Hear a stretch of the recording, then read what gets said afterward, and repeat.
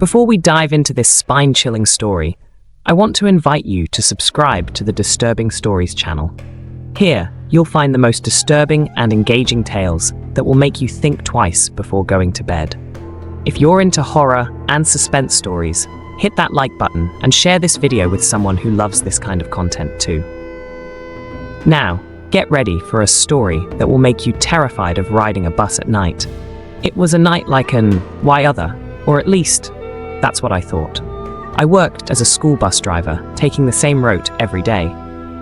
The kids I picked up and dropped off were always the same, and after so many years, I knew exactly who would sit where, who would argue with whom, and who would try to hide to scare their friends. But that night, something was different. I could feel it in the air. It was a sensation I couldn't explain, but it left me uneasy.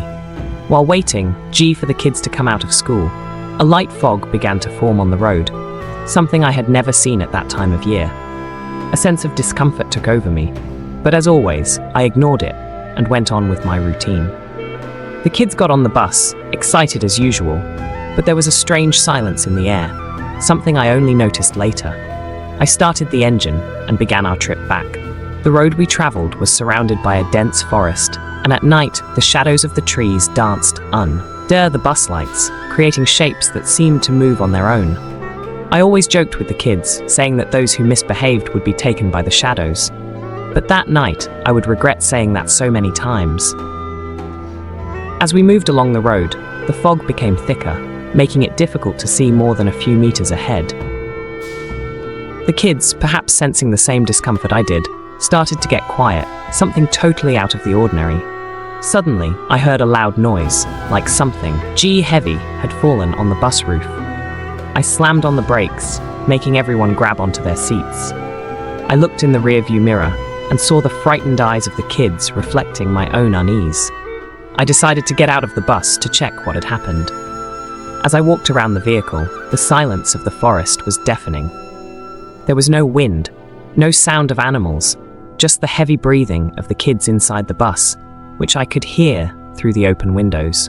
I walked to the back of the bus, and that's when I saw it. In the shadows of the forest, something was moving. At first, it looked like a large animal, maybe a wolf, but then it stood up on two legs and started walking towards me. My eyes couldn't believe what they were seeing, but it was real. It was a werewolf, a creature straight out of the worst nightmares. I ran back to the bus, locking the door behind me.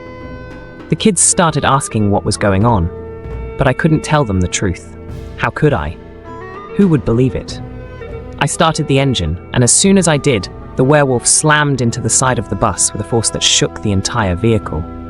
I hit the gas, trying to keep control as the creature ran alongside us, smashing the windows and leaving deep marks with its claws.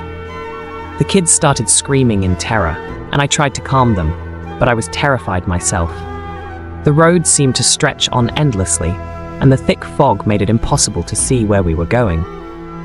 The sound of the claws scraping the bus's metal was unbearable, and all I could think about was that I had to protect those kids at any cost.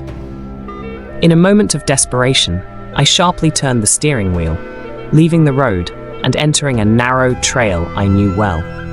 The bus rocked violently as we plowed through the vegetation, but the werewolf kept chasing us, jumping between the trees as if it were having fun with our fear. I knew our only chance was to reach the town, where maybe the lights and activity would drive the creature away. But the town seemed so far away. As we advanced through the trail, the bus started losing speed. The engine was overworked and beginning to fail. The kids were panicking, crying and screaming for their mothers. I knew we were running out of time. The werewolf was getting closer, and in a last act of desperation, I floored the gas, trying to gain some distance. Finally, I saw the town lights in the distance. Hope began to rise in my heart, but the werewolf didn't give up. It was getting closer, and the sound of the claws tearing into the side of the bus felt like a harbinger of our end. But then, something unexpected happened. As soon as we entered the town, the werewolf stopped abruptly at the edge of the road, as if an invisible barrier was preventing it from advancing. It stood there, watching us with its glowing, hungry eyes, as I continued driving towards the town center. Only when the town lights completely surrounded us did I feel that we were finally safe. I stopped the bus in front of the police station, and the kids ran out, still in shock. I, on the other hand, could barely believe what had happened. After that night, I never took the same route again, and the bus I had driven for so many years was abandoned, with the claw marks still visible on its side. What I saw that night haunts me to this day, and whenever I pass by that road, I feel like the creature's eyes are still on me, just waiting for the next time I dare cross its path. If you enjoyed this story, don't forget to subscribe to the Disturbing Stories channel for more terrifying tales like this. Hit the like button, share with friends who love horror stories, and I'll see you in the next story that will keep you up at night.